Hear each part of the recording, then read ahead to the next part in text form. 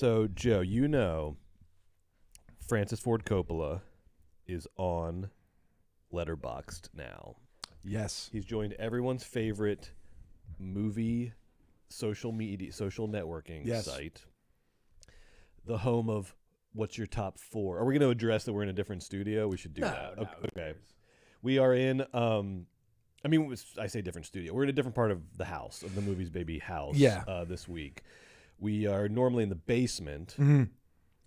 But currently the basement has been retrofitted as some sort of like Universal Monsters era horror castle. That's actually true. I don't know what that's about, but we were pretty rudely kicked out for the week on short notice. Absolutely. So we came up here to the attic, which is appropriate because we're talking about Blumhouse movies this week mostly, and Blumhouse, everybody knows that's the attic is where it all goes down, baby.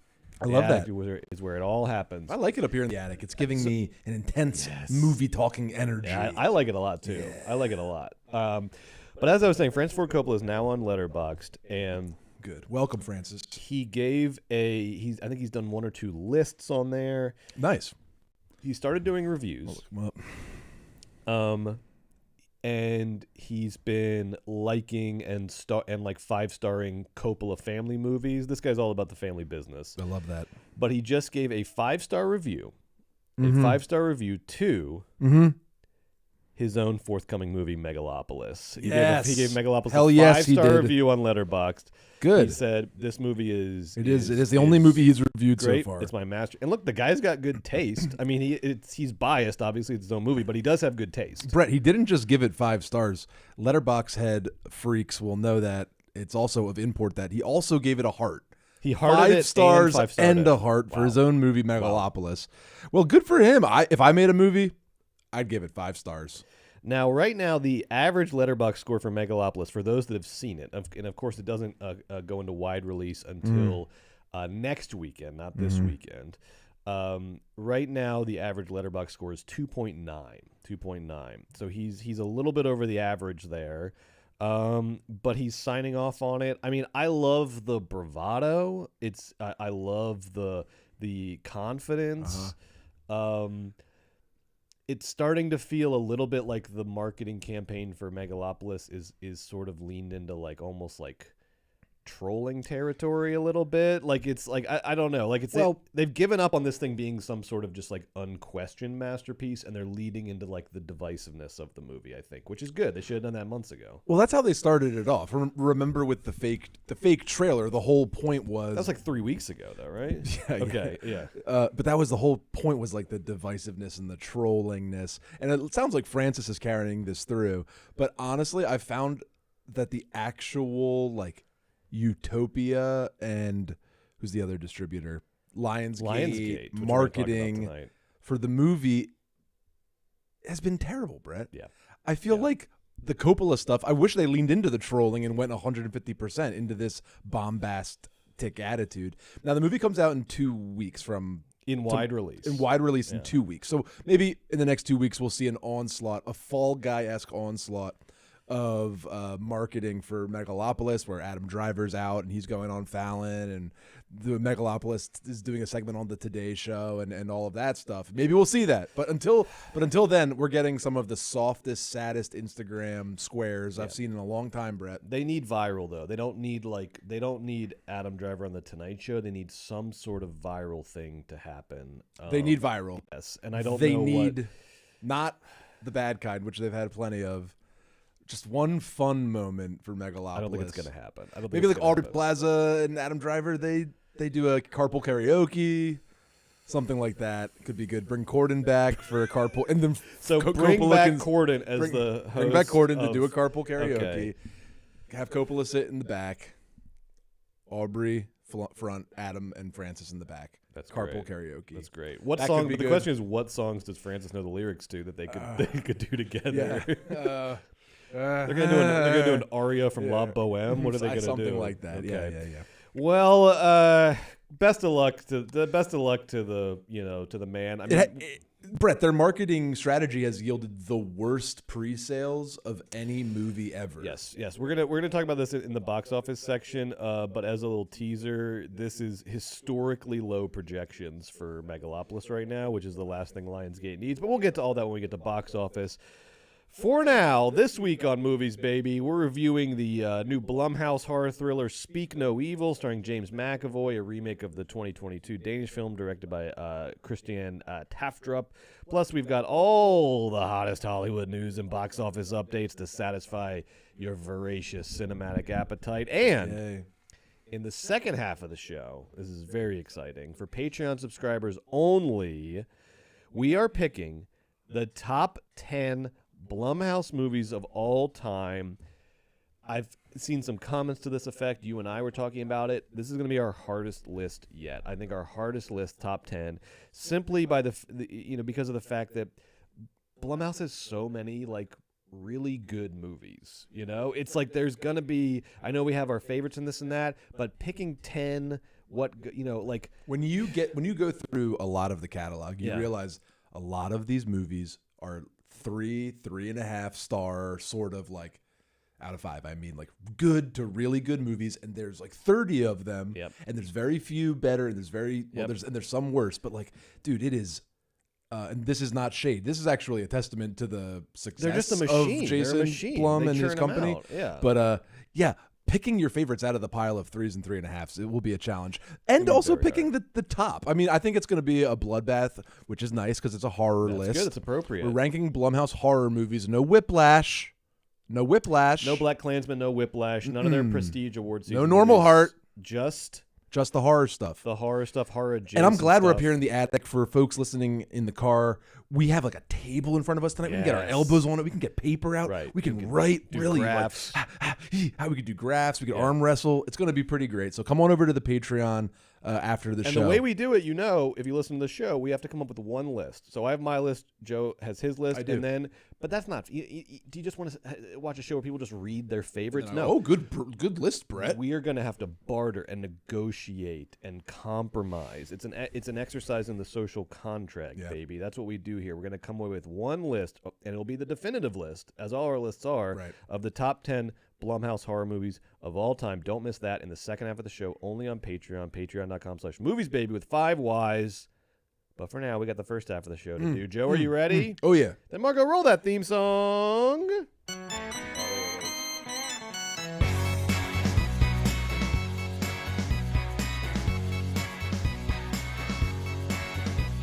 I can't get enough movies, baby. I can't get enough movies, baby. But how about you? Do you have it bad too?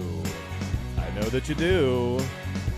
Whenever one ends, it's like the death of a friend. I get to wishing that there were 2 more reels. And then a voice cries out, "Move, baby, you're in my seat, and you don't want to mess with Who the Philly Movie Freak."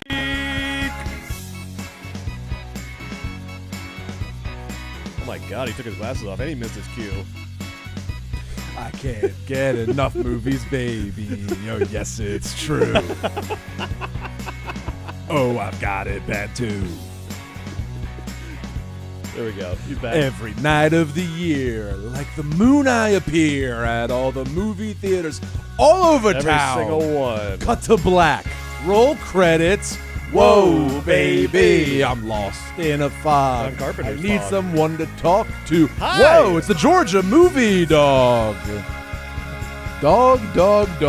I can't get enough movies, baby. I can't get enough movies, baby. I can't get enough movies, baby. Yeah! Welcome to Movies, Baby, the weekly show where we break down the hottest movie news, review the latest releases, shout out forgotten classics, and prophesy the future of Hollywood. My name is Joe Cilio, a.k.a. the Philly Movie Freak. That's him. Here, as always, with my partner, Brett Boehm, a.k.a. the Georgia Movie Dog. Go Dogs! We had a nail-biter at Kentucky this weekend, Joe, but the streak is still alive. 42 regular season wins in a row for my beloved Georgia Bulldogs. Honestly, one of the great achievements in modern sports history that no one's talking about. But we're not here to talk about college football. We're here to talk movies, baby. Margo, show me the money.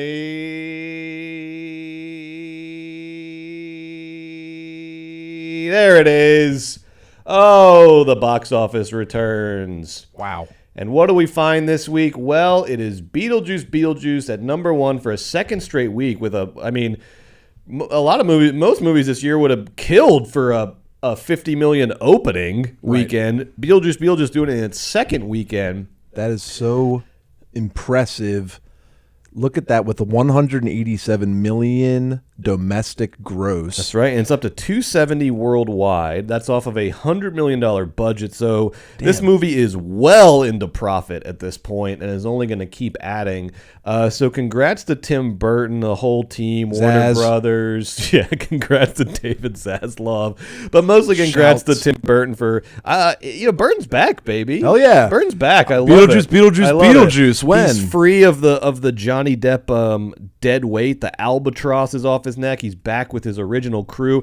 I also want to give a big shout out because of this. I want to give a big shout out to Catherine O'Hara because get this, what I was reading. Because we think of Catherine O'Hara, with the words that get tossed around, gem, oh yes, Catherine O'Hara's in this. Okay. Beloved character actor. Where's this going? One of the finest, comedic actors of their generation, et cetera, et cetera. Of course. Catherine O'Hara just passed with Beetlejuice for her career $2 billion domestic. What? Yes, Catherine O'Hara, $2 billion domestic. So that's the Beetlejuice's, Nightmare Before Christmas, of course, the Home Alones, everything else. $2 billion domestic. That's star money, people. That's fucking star money. That's okay. Money. So look, of course, give Catherine $2 billion? her flowers for what she does on the screen, her incredible talent. But don't minimize Catherine O'Hara as, Catherine O'Hara is fucking a star. $2 billion domestic for your career? That's rare air. She's not a class clown. No, that's rare air. She's a mogul. Rare of media. Air. Yes. We got some more good news before we get to the bad news in the box office this week. Some more good news. The biggest new release of the week was Speak No Evil, which we're going to talk about. A Blumhouse production starring James McAvoy. Opened with a very solid $11.5 million domestic, $23 million worldwide. And that is on a, wait for it, $15 million production budget, baby. That's the way Blumhouse does it. That's what they do. Low budget, high concept. We're going to say it 100 times in this episode. It's the Blumhouse model, and it works. Yeah. It works like a charm because you don't have to conquer the world when you keep those budgets tight. Everybody's still getting paid. Everyone's getting paid for their work, but they keep that budget tight. Now, I don't know what the marketing budget was, and I'm guessing it was higher than normal for a $15 million production budget because of all those trailers we've been seeing for 3 months, but it still wasn't, I'm sure wasn't crazy. So Speak No Evil with a $23 million worldwide opening is it's fucking amazing. It probably needs to clear 30 for profit, and it's going to be there in the next couple days, definitely by the end of this weekend. So Blumhouse has another solid horror movie that's already into profit in the second weekend. That's how they do it. Now the bad news. I got two pieces of bad news for you this week, Joe, coming out of the box office. And when I say bad news, I mean just bad news for movie lovers, bad news for cinephiles, bad news for people who just hope for the best in this little sad, sorry world of ours. The first bad news is at number four in the domestic U.S. box office this week is a documentary called "Am I Racist?" From the Daily Wire's Matt Walsh, and then at number 10 is the fifth installment in a franchise I know you love, God's Not Dead. The fifth installment in the God's Not Dead franchise. I got to catch up on the first 4, though. Oh, okay. You haven't seen any of them? No, I haven't okay. seen Okay. Any of them, no. So we're already up to 5. Okay. I remember when the first one came out because it felt like it was a joke and we all yucked it up. No, they've done 4 more since then. All right, cool. And this one's God's Not Dead, in God We Trust. That is coming in at number 10 in the U.S. domestic box office this week with $1.5 million. And when you throw Reagan in there at still holding strong at number 5, that is basically a third of the top 10 at the U.S. domestic box office this week was hardcore right-wing Christian propaganda. And The Forge is still 9, Brett. The Forge is on there. Yeah. I forgot about The Forge. And Brett, honestly, at the end of the day, so it ends with us. It ends with us, sort of. It is sort of, yes. So, and Deadpool and Wolverine. We're going to go ahead and say that over half of the top 10 at the U.S. domestic box office this week was hardcore right-wing or at least right-wing leaning propaganda. Wow. Okay, so if you're asking yourself, what the hell are these movies? That's good. That's a good sign for you. That probably means that you're generally a good person who doesn't go digging around in the mud for their news.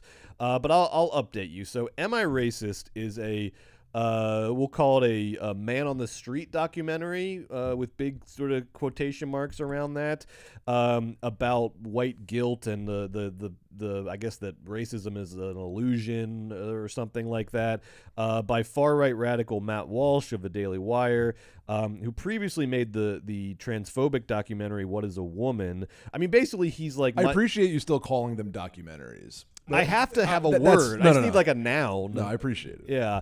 I mean, he's basically Michael Moore for like alt-right transphobes, I think is the way to sort of present. He's like Borat. Matt Walsh. He goes on the street and asks questions. He asks questions that like have like very simple answers. I love that the answer to this movie title is just yes. You are. End of movie. Famously. And also questions that really either don't need to be asked or don't need to be asked by him. But that's kind of his thing right now. Is he's this man on the street, Michael Moore, for alt-right wackos. And then God's Not Dead is the fifth installment, like we said, the God's Not Dead franchise, which is has been spearheaded by this failed 90s TV actor, David A.R. White, who was in, he has credits. He was in, I think, Melrose Place, and he was in all these. He's like kind of 90s TV actor, and that didn't work out. And so he started a production company, and then has been making these God's Not Dead movies. And the plot of these movies is there is a pastor, Reverend Dave Hill, no relation to the comedian, Reverend Dave Hill, who is arguing for the reality of God in each movie against some sort of institution. So,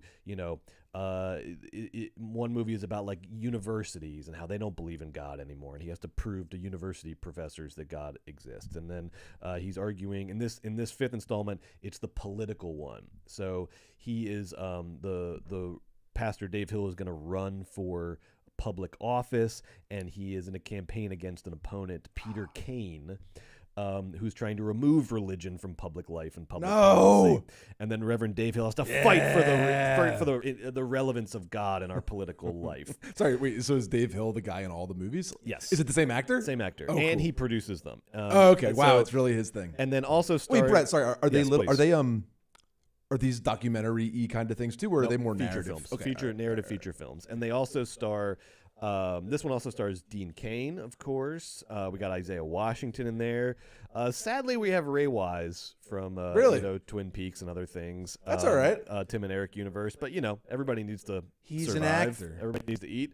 And God's not dead. And you also have the Christian contemporary group, the Newsboys, are all acting in this, and they're just credited as the Newsboys in the articles that I was reading. The Newsboys. So the Newsboys are in this. Okay, so look, that's all just funny and depressing, but why should we care about this regressive propaganda? And the reason is because what we just saw at the box office. We've been talking about this as an ongoing trend. I think you and I should be like nobody else is taking up the mantle. We should be the investigative journalists that kind of crack open this whole thing, because I'll watch the movies. No one wants to talk about it. I do. But here's what I've found out. I don't want to. I mean, I will, because of what you just said, if we decide to, but I'll watch God's Not Dead. How far is it gonna I'll go? watch The Forge, but the Matt Walsh stuff is like, no, that's a bridge too far for me. No, it's so not. It's so. I can't even joke about it. It's so nauseating. I'm sure The Forge is like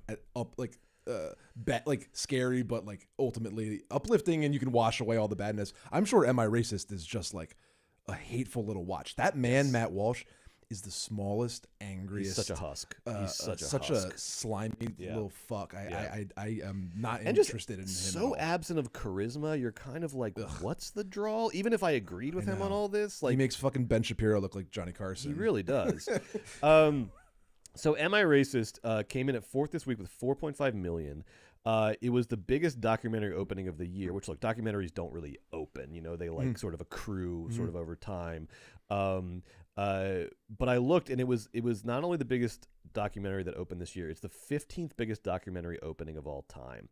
And then on top of that, God's Not Dead, which is just like a horrible Christian TV movie, essentially, opened at 10th, like we saw with 1.5 million. And this is with a complete critics blackout of both of these movies. Like, these movies are not getting reviewed in major outlets. They're not getting, Am I Racist? I think it didn't. At first, it wasn't even registering on Rotten Tomatoes with a critic score because not enough critics had reviewed the movie. It finally crossed the threshold because they sort of corralled a bunch of friendly critics to review it. So I think right now it has a critic score of 90 and an audience score of 99 on Rotten Tomatoes. I think you're right. Like, if it was all of them were in 10th and 11th place, maybe they shouldn't review these movies. But when they're consistently in 3rd and 4th place in the United States domestic box office numbers, then, you guys at the Chicago Sun Tribune and at the robertandsiskel.com, you got to go. You got to go watch the movie. It's like, have we learned nothing from 2016? Because I think in the old days, when it was just legacy media, if you ignored something, you could literally make it go away because there was no way for it to get publicity. But now, there's nothing but ways of getting publicity on your own. You don't need legacy media to review your thing. It already succeeded. Like, you're not like helping nothing by not talking about it. But Brett, let's like a couple things on this point, please. With the Matt Walsh movie. Number one, wow, 4th place. How much money was it? 4.5 million opening. 4.5 million, just for context. For a documentary. For a documentary. And again, that's with big quotation marks. Let's just talk about the power of new media in niche markets for a second. That the Daily Wire podcast network, the Daily Wire content factory, the dailywire.com, that business is very A, well run, and B, very successful. So when we put stuff on our channels to promote our stuff, we have a certain reach. When Matt Walsh, when the Daily Wire produces a movie and they use their organic channels to promote the content, they're going to millions and millions and millions of listeners. To our audience, like, you guys ever watch MSNBC and Rachel Maddow talking, and all of a sudden she starts talking about her book, and then there's like or her podcast. They organically integrate the media. They do it on Fox News all the time. All news channels do this. They organically integrate their alternative revenue streams into the media, and at Daily Wire, they're expert at this. Like, what I'm saying is, we, the people that listen to this podcast, or you at home, might be unfamiliar with this movie project. Another guy listening to this podcast, thank you, one random right-wing guy listening. Thank you. Thank you. Thank you. Thank you for being here. We love movies. Thank you. That guy might have heard the ads for Am I Racist 1,000 times. Like, it's his Speak No Evil. Yeah, exactly. Because he's listening to that media ecosystem. Yep. And the right-wing media ecosystem, just like it was on terrestrial radio with Rush Limbaugh, like, is the biggest game in town in podcasting land. And we were talking today, Brett, about how Am I a Woman is too hateful content for broad quote appeal. But this one, Am I Racist, apparently is a little less horrendously he apparently miserable. Made it more about like sort of liberal hypocrisy and less about his own toxic opens opinions. It up. And so he was like, it is like, and again, we're being very generous here, but it is like incrementally closer to a mainstream movie than What Is a Woman. But again, that is like very relative, So, but like, because of that one little differentiation, then Joe Rogan talks about the movie, and it gets into all of those guys. Then you clear that bar, once so Joe you can Rogan get on says Rogan. Yes. Then all of a sudden you're number 4 at the box office. Exactly. So, and that's why we got to talk about this stuff, because A, it's not going away. All we've seen this year at the box office is the growing influence of this sort of separate right-wing evangelical cinema that is just getting is making more and more money, is getting more and more influence, and all that influence is going to do is feed back into the machine and make more of these movies. So I don't think ignoring it makes it go away at all. Wow. But paying attention to ignored it this whole entire time, and now it's here. Paying attention to, I think, can at the very least, sort of expose what its strategies and agendas are, because none of this is coincidental. These are not just sort of dopey, hacky little accidents that are happening. No. These movies are part of larger agendas that are well funded from sources that have plenty of money. And so we are just sort of getting, getting into this world. We'll report more on this as we learn more. Again, Jonah, I think it's up to you. I think we're the Woodward and Bernstein of far right evangelical cinema. We're gonna get like 3 movies in and be like, oh, they're just so boring. It's too boring. Well, the movies themselves are, but here's what I know already, just to kick us off, and then we will continue this as we go on because it's just going to get more heated as we get towards the election. Because it is not a coincidence that these movies are coming out in an election year. And when I looked into the kind of marketing around them and the way they're being marketed to Christian audiences, I think the message and the agenda of particularly God's Not Dead, but also Am I Racist is very clear. Because here are some results I found like on Christian media, Christian websites that were marketing these movies. These are the headlines. Why Christians should go see God's Not Dead in theaters. Another headline, 3 reasons why God's Not Dead will inspire Christians to vote in this election.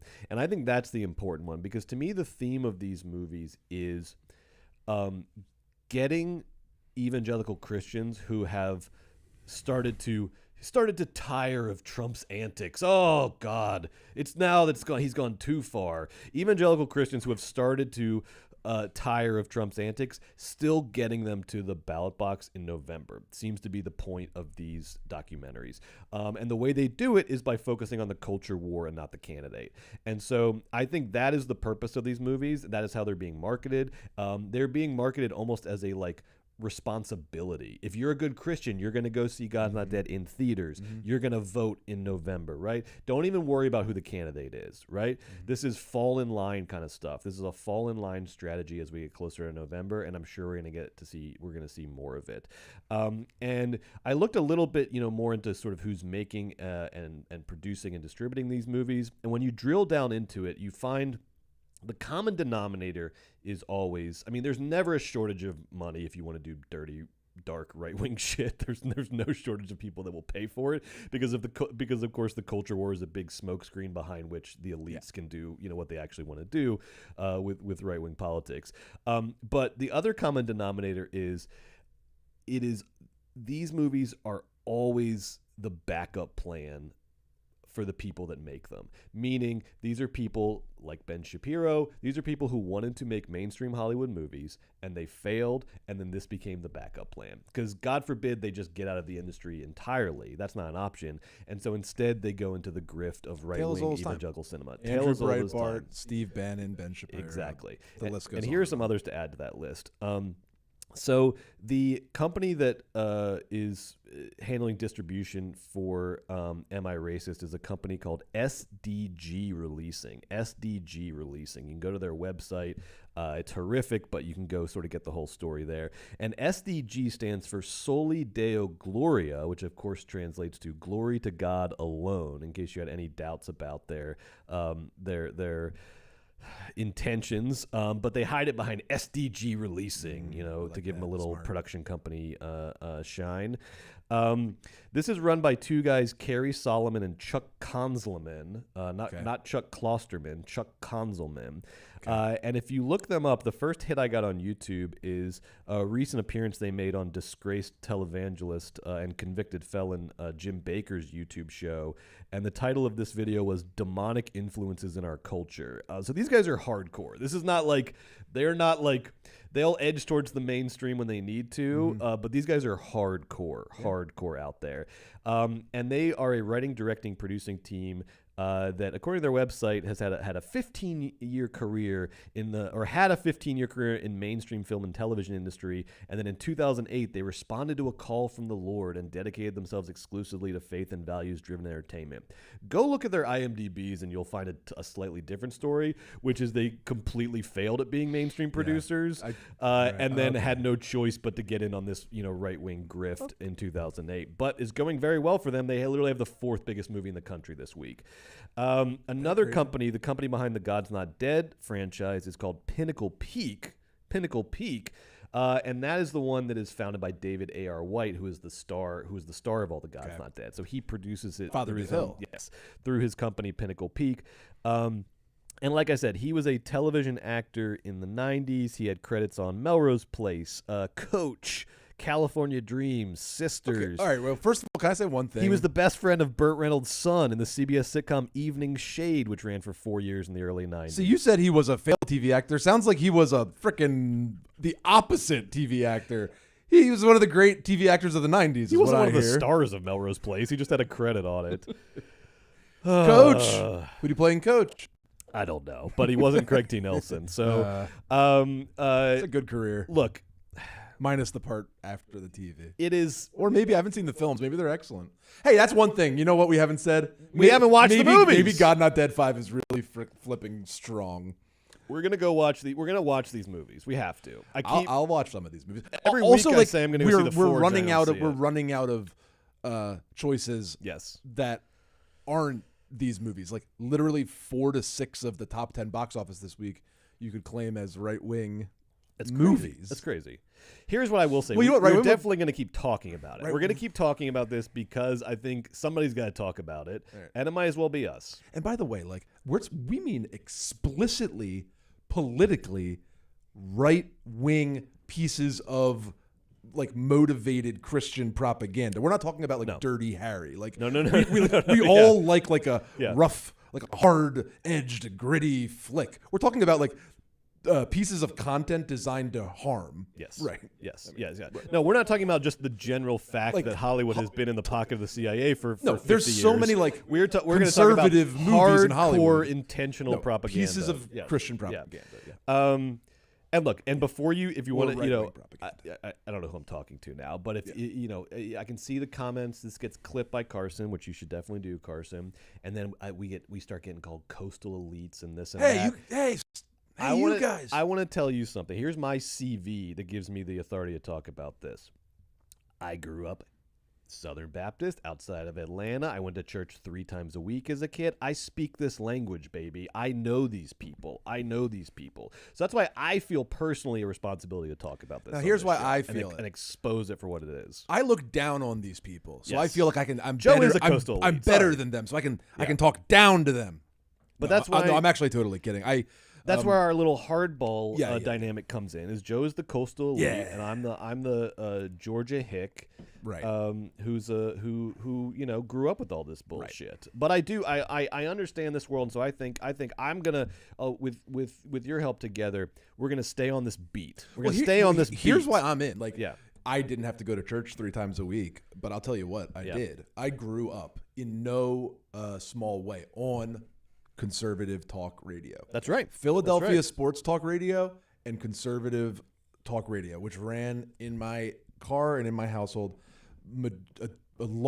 too large portion of my young life. Like I grew up on Glenn Beck and Rush Limbaugh and Andrew Breitbart and Matt Drudge, and I am still addicted to right-wing media. I can attest to that, yeah. And for worse, not for better, but I love the characters. We studied this. I love the characters in this world. I follow them. I watch their every move. This is on us, dude. This is I'll watch it. I'm into it. I'll watch these. We are going to be the Woodward and Bernstein of right wing evangelical hardcore propaganda cinema. We're getting 3 movies deep and we're bailing because these are going to stink.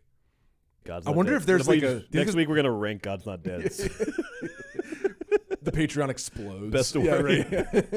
We have a massive. All right, some more bad news in the box office, though. If we can bring that box office graphic back up when you get a sec. God, man, Lionsgate loses again. They opened the Killers game this week with Dave Bautista. I feel bad for them at this point. Honestly, I want to run them over a gift basket or maybe it's like a gift basket that's sort of centered around oils and scrubs, a stress relieving sort of gift basket with some sort of exfoliating something or some sort of salt scrub. Because I'm worried about the good people over at Lionsgate. It must have been a bad summer. Joe, get this, okay? Yeah. And again, Lionsgate is one of the last of the mini majors, which is not one of the 5 major studios, not which is great because they're not some sort of massive corporate conglomerate. I mean, they're a big studio, but they're not this thing that's owned by a media company, which is owned by another media company. It's a really successful movie. It's essentially an independent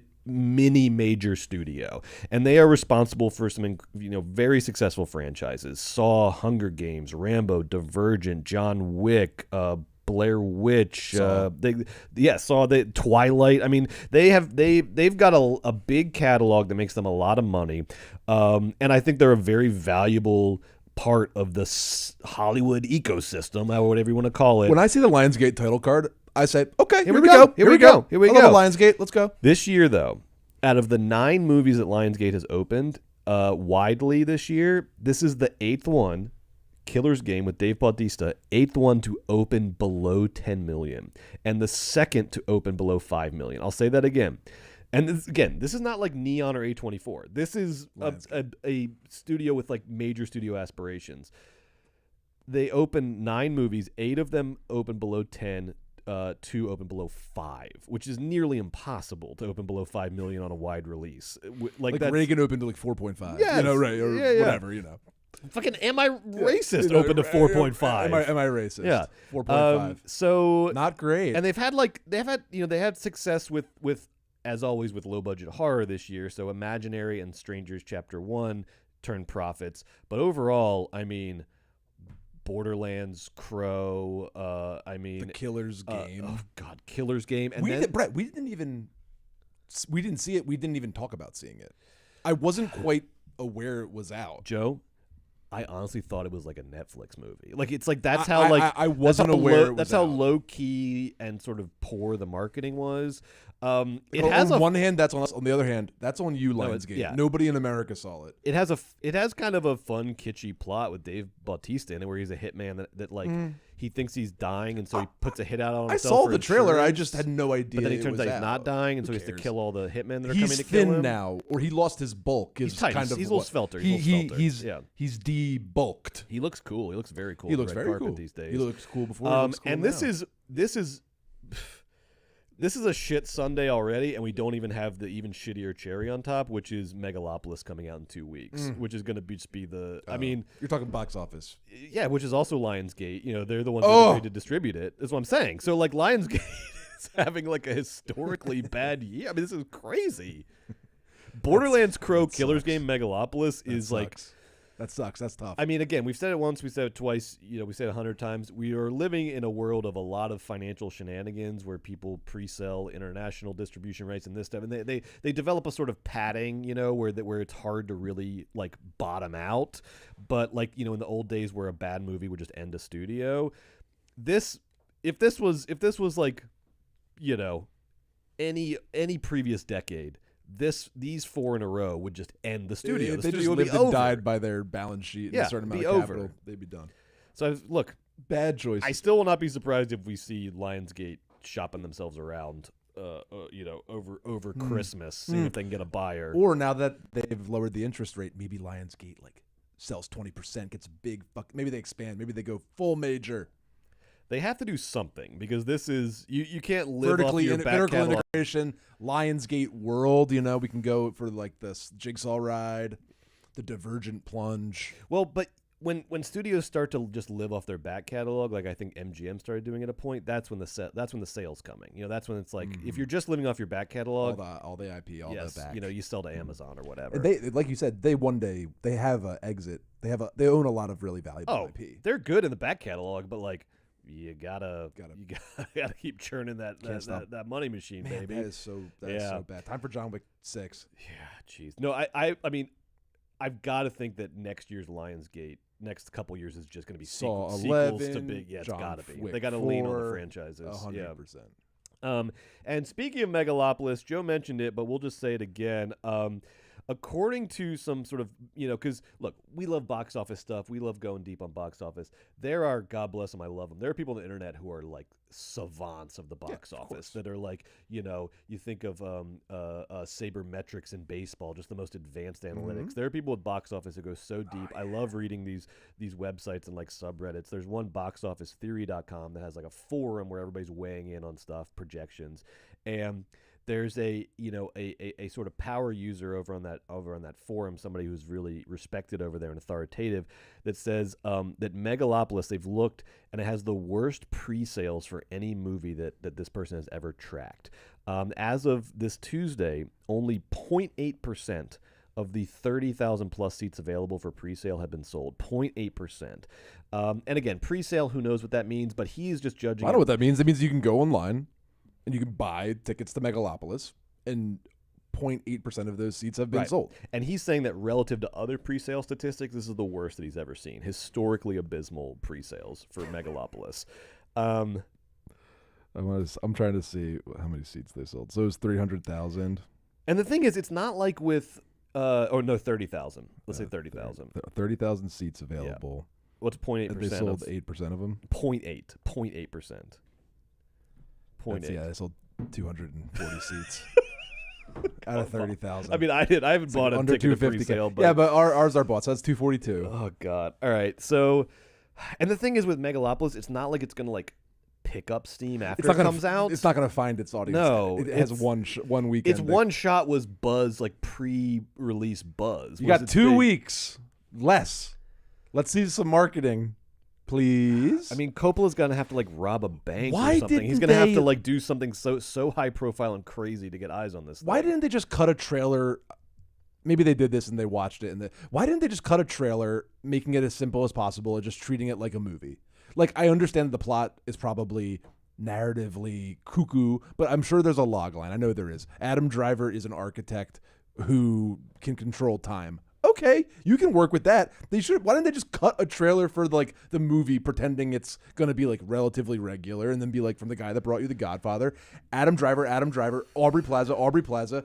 They have that big ass cast. Get them all out there. Get them shaking hands, kissing babies, going to diners. Yeah, maybe you're right. The trolling thing was a huge mistake. Like the trailer, that didn't work. You know, on top of the fact that the quotes are all made up, just the fact of being like. Of trying to play from behind for no reason. Like the movie, just like the look. I mean, yeah. I know whatever. Like, there's plenty of great images in the trailer. Yeah, like great images, insanely popular actors. Don't hit me with the Adam Driver doesn't put butts in seats. Like, nobody fucking puts butts in seats. Yeah. / Adam Driver's one of the 10. Fuck you.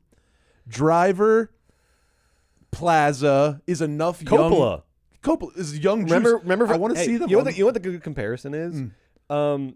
The Eyes Wide Shut marketing was so good because remember what it was? It was everything you saw. All you knew was 3 things. A, they didn't tell you anything about the movie, and all the marketing was Cruise, Kidman, Kubrick. Great over idea. and over again with very mysterious teasery images. And that had the benefit Driver of, Plaza. I get Coppola. it. I get the Driver Plaza Coppola, and I know it's not a perfect comparison, but you're right. Like, but, ultimately, and it had like production trouble, and look, we've had a year and a half of Megalopolis stories. So I feel like it had like a parallel to the 2 years leading up to Eyes Wide Shut. Yeah, I think you're totally right. Yeah. You can do that, or you could do what I said. But what didn't work was this sort of like, you guys are so fucking stupid. Well, now you're fucking stupid, guys, because you're about to sink Utopia. That movie, Megalopolis, the movie famously cost the guy $120 million, right, Brett? $130 million, and now he's gonna lose $125 million of those. well, or we'll be there. Or yeah. No, there's no or. There's no or. There's no hope. There's no or. There's no hope. There's Now, no hope. okay, on the 23rd, Yeah. I looked into what you told me about. On the 23rd, they're doing something in IMAX theaters across the country called the Megalopolis Experience or something. And basically, it's one night where all these theaters are going to show the film, and then there's some supplementary additional content for that evening. That's like exclusive. A lot of people are going to see Megalopolis a week before. There's no way That's there's some bad sort for of Megalopolis. That's right. bad. There's for no way Megalopolis. that's going to provide some sort of groundswell of. That's worse. Take your families to Megalopolis. That's Look, at this point, they missed, and there's no fixing the marketing scheme. I can't. You know what? When it came out of Cannes, the whole rub on the film was they're never going to market this. Well, this will never have a market. And then they brought it to market, and apparently, like, they couldn't figure it out because here we are. We're going to see the movie. I'm sure it'll be kooky AF. Like, the second time, we're going to see this movie a couple times, I imagine. Second time we go, though, I'm going to think about how I want to market the movie. There has to be an answer. Okay, all right. There's no way. Joe, this is your mission. There's no way it's so fucking crazy you can't market it. Like Twixt, his recent 2022 movie Twixt. Well, that's kooky crazy, but like at the end of the day, you could be like Val Kilmer, vampire. You know, you can cut together a trailer. Yeah. And I'm sure they did. even though when you watch Twixt, it's like, it's spacey and crazy and weird. Megalopolis has a log line. They didn't find their Cut hook. the They trailer. didn't find their hook to cut through all the noise though, and really get butts in seats. But here's what I want to hear from you. Okay. I want to what your marketing after you see the movie. We have What your to- we have to marketing market strategy it. would have been. We should come in. We should go in here. We should Present. do Don Draper with the Yes. easel. Yes. We should present our. I'll put a PowerPoint together. How would you have I marketed want to market Megalopolis? Megalopolis. That's a good one. We'll do All right, that. let's cover a couple movie news headlines, and then we'll get into Great. our review of Speak No Evil. We got some more casting news for the new Josh Safdie movie this week, which is very exciting because you probably know Josh Safdie and Benny Safdie Are brothers. They're brothers. Okay. And obviously together they made Good Time, Uncut Gems, some stuff before that as well. They have, for the time being, split off on separate paths. They're going to be making their own movies for the immediate future. And the projects they're both working on are both A24 sports biopics, essentially, which is amazing. Benny already wrapped on his The Smashing Machine, starring The Rock, Emily Blunt, about a former wrestler and MMA guy, Mark Kerr, which, there's been some photos that have been released. I think it's going to be really good, looks really good. And then Josh Safdie is getting ready to shoot Marty Supreme, which will tell the wild story of former ping pong champion Marty Reisman. And who sounds like a really interesting, fascinating guy, and just sounds like perfect for a Safdie movie. We already knew that Timothée Chalamet was going to be the lead, which is like, okay, fine. You got to check that box. You got to get your Chalamet or somebody in the lead. But since then, the casting has gotten so interesting. Listen to this. In addition to Chalamet, Tyler the Creator, Gwyneth Paltrow, Penn Jillette from Penn and Teller. Okay. Kevin O'Leary, a.k.a. Mr. Wonderful from Shark Tank, is in this movie, somehow doing something. And then, last but not least, Abel Ferrara is in the cast of Marty Supreme. Director Abel Ferrara, Bad Lieutenant, Miss 45, etc. Wow. I am... You know what? This cast looks incredible. Like, right now, maybe this will be forever, but, like, when it comes to curating a vibe or being distinctive in their, like, brand... Like, is anybody doing it cooler than those guys? Like, what a cool collection of names you just said. Like, right? Like, what a fucking I just like. There's nothing to say except, someone was giving me, not in person, it was on the internet, some sort of like soft, safty, eye roll backlash, kind of just like the starting of the eye rolling. I'm afraid that we're gonna have to hold those eye rolls for another decade or two, friend, because like that's not really eye rolly. Like that's just kind of a cool cast. And we know sorry, they guys, know that's how cool. to, and we also know it's not stunt casting, because if you look No. at Uncut Gems, look Yeah, at what he right. did with Garnett, I know. look at what they did with Mike Francesa, Look what they did with Julia like Fox. Joy Fox, and even like Idina Menzel, that was a very against type Yes. role, and she nailed it. Okay. So they know how, like this No, is not it's a great stunt point. casting. Like they know how to get. No, they cast fucking good unique people. They're looking for unique performances, so you have to cast outside of the mainstream. You need your Chalamet whatever to like finance the movie. Also- but then after that, they get so smart and crafty with the casting. Chalamet's good. He's good. He'll be fine. Yeah. I think over the next 5 years, you and I and everyone will he'll come into his own, and over the next 10 years, he'll have an amazing role or two. That's awesome. And he'll put together a career, and we'll smile fondly. I don't hate We'll it. smile It's just a fondly little at bit of a downer from Sandler in Uncut Gems. Fine. To go to Agree. like The Rock and Chalamet, and but after that, it's like, oh yes, this is like Yeah, I but cannot also, wait like- to see what he does with Penn Jillette. You know with what, though? Abel Ferrara. with Chalamet, it's like, go ahead, like go off and make another fucking bag of money, and then you get to make your $150 million Paul Thomas Anderson nonsense in 15 years. You know what I mean? Like, Yeah. they're still smart enough to not be too cool for school. It's like, of course we want to work with Timothy fucking Chalamet. Of That's course, of amazing. course, You of know, course, it's of fucking course. incredible. And I'm sure he's excited. I'm sure he's gonna come. He's gonna come to He's work. gonna fucking. Yeah, He's gonna yeah. want to be their fucking. I don't know what the comp is. Whatever. He's gonna want to be their guy. He's gonna want to be their next Pattinson. Now, Joe, another one of your favorite filmmakers, Kevin Costner, Yes. had some things to say about some Horizon updates this week, and it seems like it's obviously gotten a little bleak in Horizon Land in terms of the future of Horizon, but Costner Costner is going to go all the way with this thing. He's going to either go down with the ship, or he's going to get this movie out in its entirety, one way or the other. Because he said this week, because Chapter 2 did premiere at Venice, got kind of weak reviews at Venice-ish.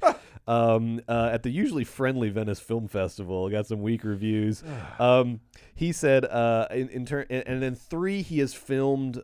He shot 9 days of footage for Chapter 3 in April, but then had to shut down because the money ran out.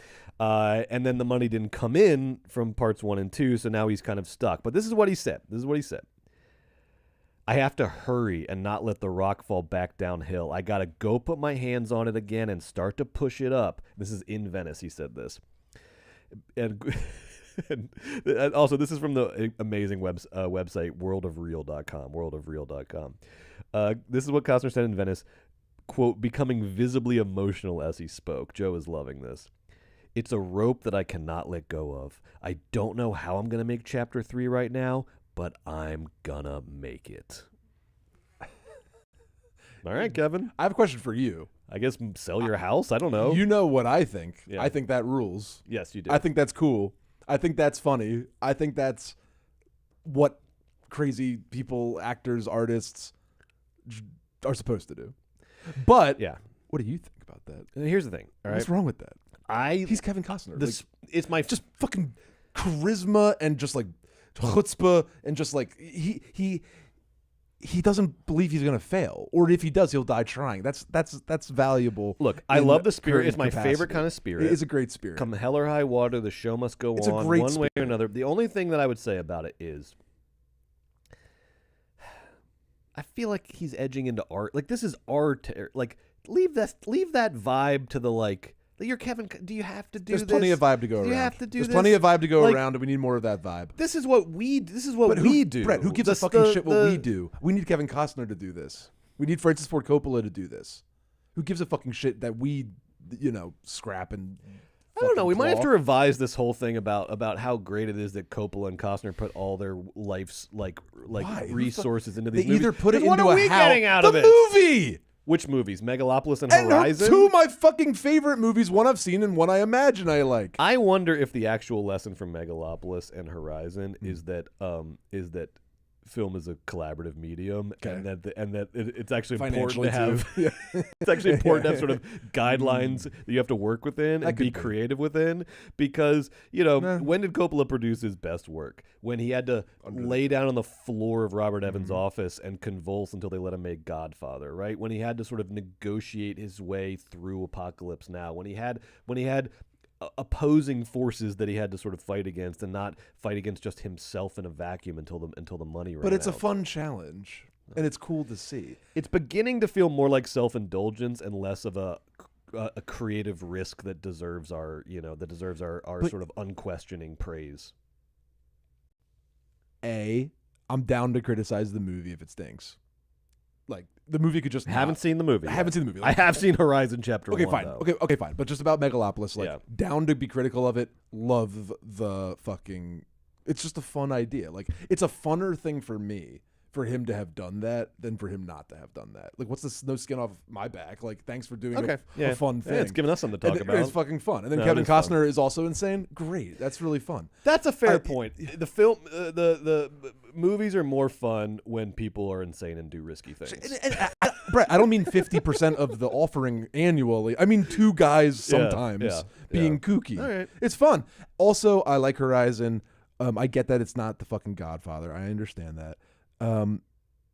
But yeah, I know that's just always been the magic of the movies to me, is reliant on is not just, and look, I love indie directors who finance the thing themselves, and but even Texas Chainsaw Massacre, you always have the boundary of the money. There's always a boundary, and being creative within boundaries is what gives you the magic of the movies. It sounds like Costner's about to have a boundary. We'll see how creative he is. There's not, the boundary has closed in on him. The walls have closed in. He's got crushed to death, and there's nothing left. And this guy still thinks he's going to get part 3 out. I don't know. It's like Horizon Part 3 is like creep. Literally, just Costner in like a handheld. You have to shoot it on your phone, Kevin. That's how you make Part 3. You have to shoot it on. Oh, you know what you could do though? Here's my advice. We know that Giovanni Ribisi has DP ambitions, right? He was a cinematographer for Strange Darling. Did a great job. Did a great job, but still felt kind of needs to get some more credits under his belt, amen. Right? Yeah. We know Giovanni Ribisi is supposed to be in Horizon Part 3. There you go. Unless he dies in 2. Save some money. Save some money on cinematographer. Give it. Give him points or something on the back end. Points of right? Horizon Part 3. Yes, but the real thing that Ribisi needs is he needs some stuff for that CV. For that, he wants to be a working cinematographer for the second. And honestly, of his career. if Horizon had to get a ding, if it had to, the cinematography could have used some help. It was just generic Western cinematography. It could have used a little bit more vision. A lot of spinning, a lot of flat. Yeah, a lot of good. Just go. What we're saying is go cheap, go down and dirty with it. It's not going to be. You just have to be willing for it not to be the way you originally envisioned it. That's how you get it done. I like what you're saying. That's how you get it done. Because what you're saying is, I'm not all about like the amount of money. I'm all about like getting your movie done, whether it's a good idea or not. And if he gets it done with 100 million, if he gets it done with 10 million, Part 2 and kill part off 3 half and the cast. Yeah, well, kill off Luke 85% Wilson. of Kill the off cast. Luke Wilson off camera in between the movies. You don't even have to explain it. Honestly, you don't have to explain a single thing. If you just started with a whole entire new thing, I'd be right Honestly, from what I'm excited about what I'm describing. I was bored out of my skull for Chapter 1. I did not like it like Joe did. I would be so excited for 3 if I heard that you killed half the cast in the movie, not in real life. No. If you shot it on your phone, and if you had Giovanni Ribisi as your DP and he worked for scale, I would be so excited to go see 3 if those 3 things were true. Great. You heard from the folks at home. Kevin. This is your audience. That's what your audience wants. Criterion Channel just came out with its October listing of all the stuff coming to the Criterion Channel in October. Some really exciting stuff. October is the most fun month because they're coming out with their horror playlists everywhere. It's sort of like it's not a problem. It's my favorite part of the year, but it makes me. They always do horror on the other platforms, but like this onslaught of horror makes me just wish we could get more of this kind of horror juice on the streamers throughout the year. Even though I'm sure they do, but like this is fun. Tell the good people at home what's coming. Here's what we got coming to Criterion Channel October. We have a horror FX playlist all about movies that did something innovative with special effects, gore, makeup, prosthetics, whatever. We have a witches playlist.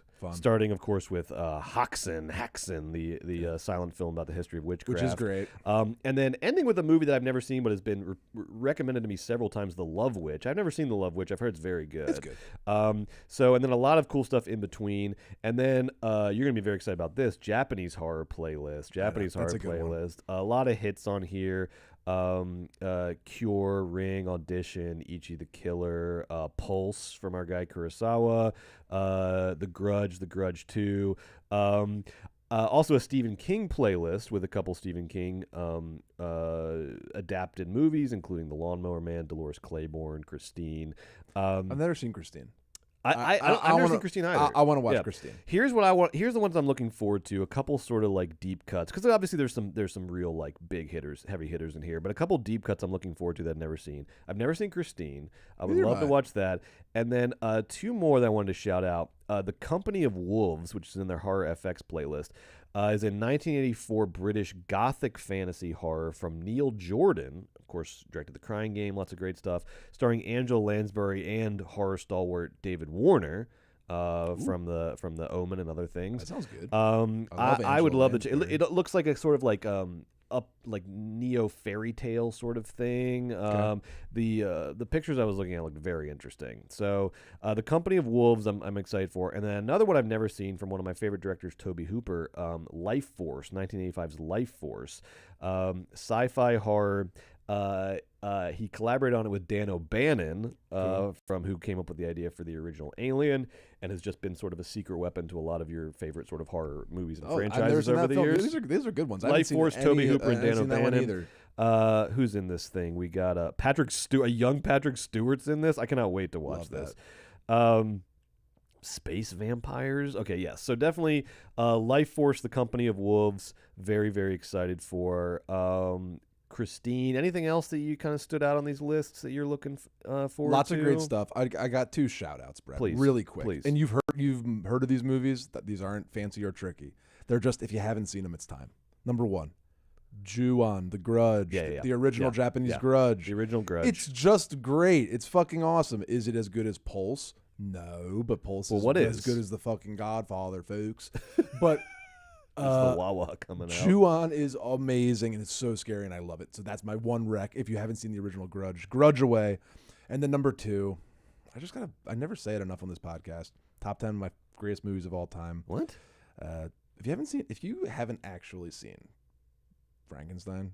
Oh, if you actually like haven't sat down and watched the James Whale Frankenstein, it's it's as good as movies can get. And Bride of Frankenstein's on there as well. And Bride's good too. We can talk more about do a why. twofer. We can talk do a double twofer. feature. I like Bride very much, but Frankenstein. Dear Lord, that is a fucking movie. John Carpenter's The Fog in there. So many. Black Sunday. Get your Mario Bava on. Mario Bava. Sorry, got lost in my pronunciation. That's all right. Lot of fun stuff Black on here. Sabbath. A lot of fun stuff. Okay, great. So that's Criterion for October. Check that out. And then last news item, which is going to get us into our Speak No Evil review.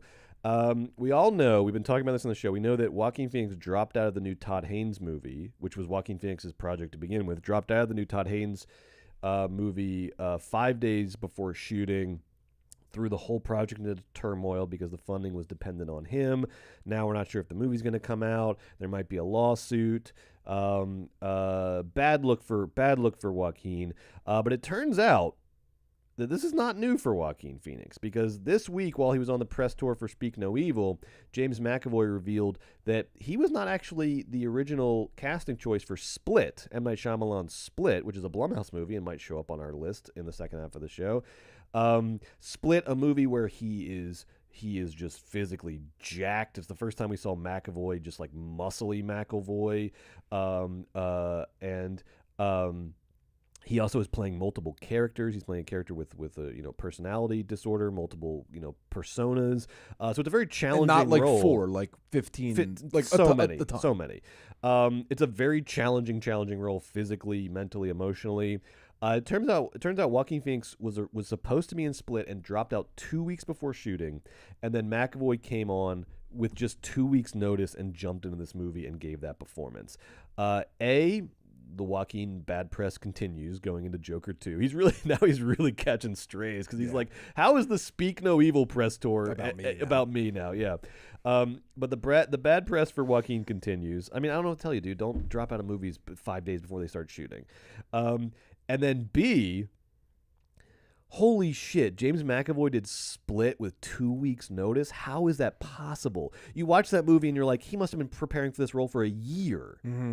2 weeks no, he looked like that? He was just on vacation looking like that? Dude, listen, when you're that good at acting, your instrument is ready to go. Number 2, you know how to work. So you can get your script. He can make the decisions he needs to make. In Split, he makes a bunch of big topic sentence choices for each and every one of the characters. And he's been acting his whole entire life, and he's an incredibly well-trained actor. All that's to say, Brett, is if anybody's going to pull it off in 2 weeks, it's Mr. James McAvoy. It's going to be McAvoy. I mean, I love it. So the bad press for Joaquin continues. The good press for McAvoy continues. Is some more good press about McAvoy about to happen right here? Our review of Speak No Evil, I think, is going to be good press for James McAvoy. And as always, any production companies who are watching this, feel free to use pull quotes from our reviews. Sure. Because we're about to... I think give at least for McAvoy's performance, give you some pretty good pull quotes. So Speak No Evil, which was the biggest new release of the week. Quick synopsis: this is again a Blumhouse Productions movie, starring James McAvoy, also like a mini *Halt and Catch Fire* reunion, because we have Mackenzie Davis and Scoot McNairy as the other married couple in the movie. And they come upon James McAvoy's family on vacation. They're all vibing. They're making fun of other people at the resort. They're really connecting. And then they are an American couple that has just moved to London and is feeling a little out of their depths. And James McAvoy and his family, they live in the West Country, which is a very nice, scenic, but also remote and sort of moody part of England, over in the southwest of England. And they say, why don't you come out to our country house in the West Country? It's beautiful. You can get out of London for a little bit. We can continue to build this friendship. You have people in England. Everything seems to be going great. So Mackenzie Davis and Scoot McNairy go out to the McAvoy house for a nice little weekend getaway. And what happens? Oh no. McAvoy and his family, they're do this weird. All the time. They're bad news. They're weird. They're bad news. And they're looking to prey on this family and do some bad stuff to them. Their son is running around, and it appears that he doesn't have a tongue. What's that about? You'll find out all about it when you watch the movie. We won't give anything else away beyond that. So that's Speak No Evil. It's a remake of the 2022 Danish film directed by Christian Tofdrup. Now, before we get into our review, Tofdrup, similar to with the Crow and Alex Proyas, Tofdrup came out this week and was just talking shit about this remake, which he presumably got paid pretty nicely for. He said he was unimpressed with the ending. He said the movie was sanitized for American audiences. Here's his quote. I don't know what it is about Americans, but they are brought up for a heroic tale where the good must win over the bad, and this version of the film cultivates that. He went on to say that changes that were made to the ending made it feel less dangerous and more sanitized for American consumption. Unfortunately, he's spot on. The Danish film's ending is much more satisfying, and the Danish movie is much scarier, and this movie has been sanitized for American audiences. But that's my job, asshole. You stole my bit. I would actually like to push back against this. Well, hold on now. But go ahead. Guys. I'm talking to guys. Guys, directors. Be nice in public and mean in private, like everybody else, you stupid assholes. You see Osgood Perkins, like, going on these interviews and acting holier Director than of thou. Long Legs. Yeah, and he's like shitting on Ty West, who and it's like that's my what we job. Do. That's my job. You have to go to lunch with Ty West. We don't. The Crow guy shitting on the Crow, like fuck you. This guy shitting on this movie, fuck you. Blumhouse, Jason Blum thought your movie was good enough to remake with James McAvoy in it. That's cool. Your movie still exists. It's better than this one. This one's not bad. Fuck you. That's the thing. Fuck you. Here's my pushback. Number one, the biggest pushback. Yeah. This movie's not bad. It's totally fine. Yeah, it's good. It's a totally fine remake of your movie. I like this movie. If wherever you want to rank them, this one is just a tiny tick below it. Like if you think the original is a B plus, this one's a B. If you think the original is an A minus, this one's a B plus. It's a totally fine remake that is like only marginally below the original to me. Second of all, the director and star are British. I don't know where where it's about like because American audiences. Because the ending is just different. It's not. It's like there's I don't know. And then second, this thing about like good triumphing over evil being inherently American, that's like the backbone of narrative fiction since the Odyssey. What are you talking about? Like how is that? How is sure I get Hollywood gives you a happy ending. But he's playing on a very tired cliche of Hollywood movie making that is not sort of isolated to Hollywood movie making. Why don't you just tell your fucking wife this in bed or your friends at a dinner party? Why is he telling this to the press? That is so rude. And third, I don't get it. Sorry. Third, sorry, I'm just gonna build up my points here. Please. It's not like because the idea of like sanitizing a movie, I think, is more valid. When the original is like super impactful, and like the original Speak No Evil is fine. It's good. It's not like a masterpiece, and it's not like super super impactful, and it's also not about some sort of like really important like political or cultural theme where sanitizing it would like take the meaning out of the movie. The original is a movie about yuppies getting killed on vacation. It's a horror premise, and you make that premise bleak. And so because this movie is just like a little less bleak, that's fine. Both can exist. I actually like that both exist because, I wouldn't say like going to Speak No Evil, this one with James McAvoy, you wouldn't watch it in isolation and say, oh, this is like a sanitized playing it safe movie. It's not. It's dark and has dark parts to it. It's not as bleak as the original, but it's nice to have kind of slightly different tones that you can choose from, when you go, if you want to go back and revisit these movies. It is bizarre that he came out this hard against what is a totally fine remake. Yeah. That's what I gotta say. I like it. I And hear you. that's, I'm sort of, embedded my review in that. It is a Blumhouse movie, so it's almost So it's inherently good. going to be a good horror movie. Yeah, right. Not a great horror movie, but a really solid movie.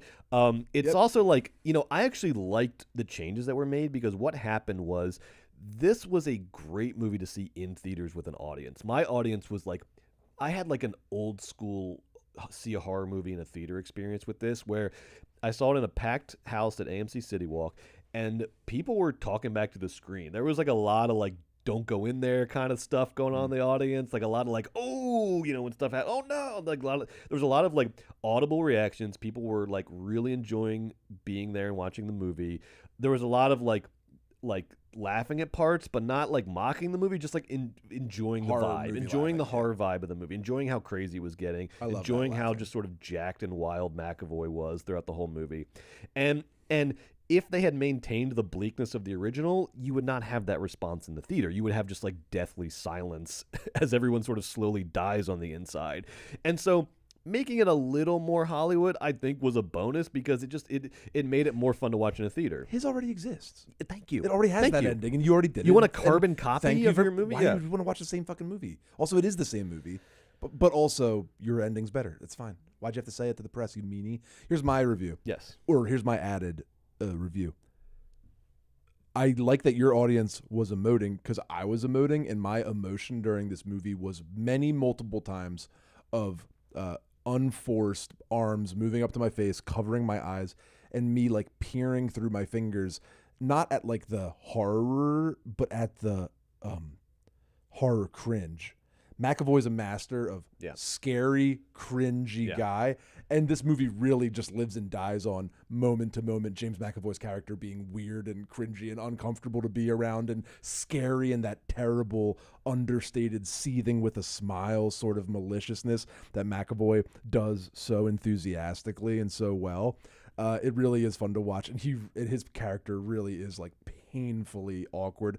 And I also just wanted a quick shout out. McAvoy's obviously gonna steal the show here, but as his scene partner, Scoot McNairy was a great liberal carpet for him to walk on. Yeah, he was like Scoot a great is perfect like, at that. He was a great perfect unconfident of himself, sort of a guy that he could go along with it until it was too late and then suffer the consequences. I just thought that was effective. I thought he was fun and good, and the women were good opposite. There was a lot their of husbands as well. The acting was good, and there was a liked lot the of acting. good, because again, it wasn't a dumb. It was just like the only thing that it was less bleak than the original, but it wasn't dumbed down. There was still plenty of interesting like marriage stuff going on. Yeah, where, but like I think ultimately, though, beyond just comparing it to the first movie, I think that the third act, or more specifically, honestly, like the end of the movie, that's where the big just differences are. Didn't really give me that thump in my stomach that when I left the theater, I was like, whoa. It just sort of ended. Yeah. And it didn't end with some sort of like impactful moment. So I just left the movie going,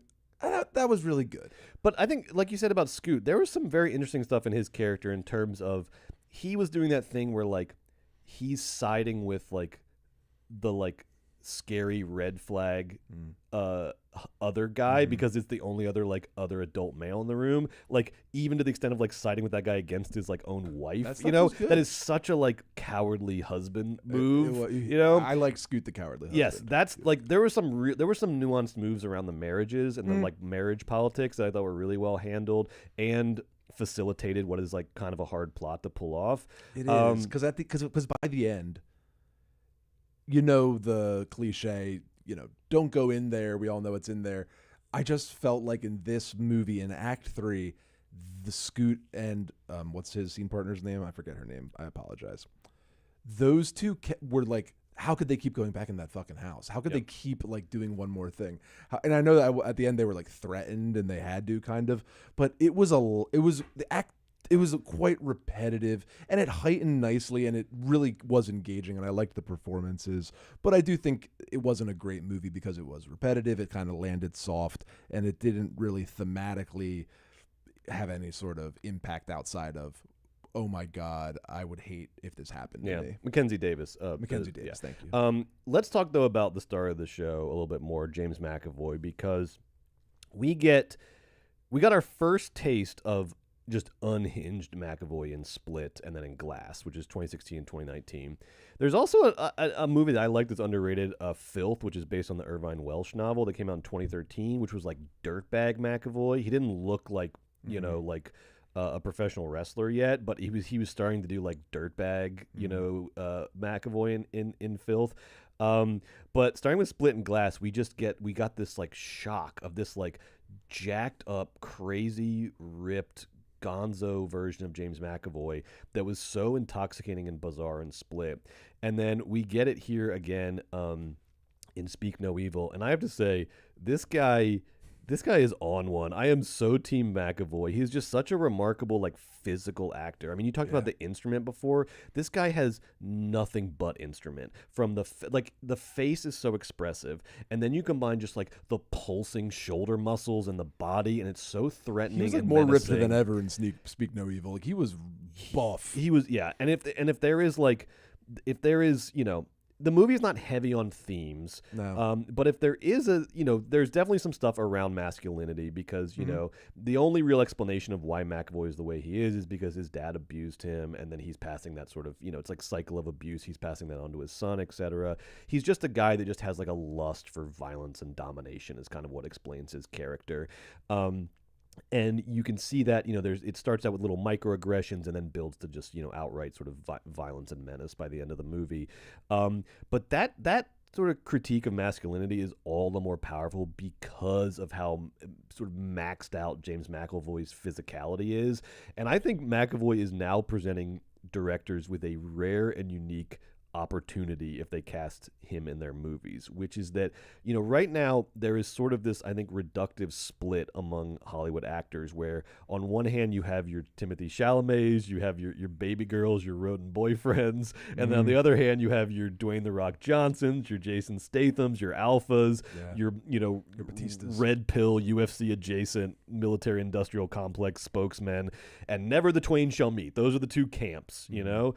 I think McAvoy presents a very interesting possibility of a middle ground for directors that they can get a lot of interesting stuff out of, where he has the physicality of this side of things, but he has the sort of range and emotional maturity and intellect of this side of things. And so I would love I hope the directors are paying attention. I hope, you know, and look, I hope you know, Blumhouse gets more. Blumhouse kind of is the one that cracked this code. I hope they are able to give him more stuff to do. But there's a really interesting opportunity, I think, in McAvoy as a performer moving forward, because this dude, he shows up. We know he's ready to go at 2 weeks' notice to do Split. He is electric. He is terrifying. He is unselfish as a performer. I really hope people write stuff with him in mind, because this guy shows up and he gives unique performances in a sort of male actor landscape that is getting increasingly sort of divided into these two camps. I think he is providing an interesting middle ground, and I hope to see him more stuff. Great actor. Tons of range. Love it. Now that concludes the first part of this week's movies, baby. What are we reviewing next week? Let's look at next week's lineup. We got some exciting stuff coming your way next week. We are going to be reviewing. I cannot wait. This movie has been getting crazy reviews. People throwing up in the lobby and walking out and passing out. You think you know what's going to happen? You have no fucking idea what's going to happen. It's going to be just it's going to be like pretty good. Yeah. Same thing we heard about Long Legs, but it'll be pretty good. We'll see. Or maybe it's great. Maybe it's fucking amazing. It's not. I want it to be amazing. I want every movie to be amazing. I do too. Of course, we're talking about The Substance. The Substance with Demi Moore and Margaret Qualley, and of course Reagan himself, Dennis Quaid. Dennis Quaid. I love Dennis Quaid. Dennis Quaid being in Reagan and The Substance in the same month is wild. And it's directed by Coralie Fargiat, and that'll be we'll be watching. It's in theaters right now. She's hot shit, man. I'm not familiar with that director. What else? Everything she makes gets great reviews, and this is supposed to be her best one. Here we go. All right, The Substance, and then we're also going to be reviewing the animated prequel Transformers 1. Not a huge fan of the Transformers franchise, but this looks interesting. It's like kind of a retro animated prequel. I don't know. They're going off the beaten path a little bit here. We'll see what that ends up doing. I'm thinking Transformers 1 will probably be tops of the box office next week. Will probably be the box office winner, but we'll see. And then, of course, we've been talking about it, baby. Limited theatrical release for Wolves with George Clooney and Brad Pitt. George Clooney and Brad Pitt movie getting a limited theatrical release. That's the world we live in now. I was at before Musso, I was at over to Musso Apple and Frank's TV. last night. Great for you. Good for and you. next door at the Chinese Grudman Theater. Yes. The Wolves premiere. Yep. Fucking huge wolf sign, which is just the word wolves written in black on a. It was like a huge flag that was just white, and it had the word wolves written in black. Clooney was there, Pitt was there. Nobody stopped by Musso and Frank's afterwards. That's the update. Okay. It's also showing. It's showing at 2 theaters. It's showing at the Chinese Theater and then showing at Sherman Oaks Galleria, which is lovely, and that's where I'll be seeing it.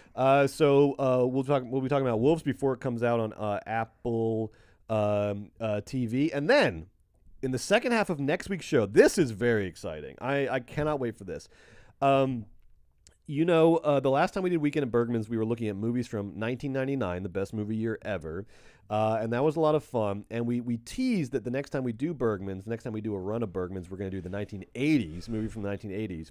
Wow. And so what we're going to do next week is live on the show, in the second half of the show for Patreon only, we are going to be drafting our Bergman's 80s lineup.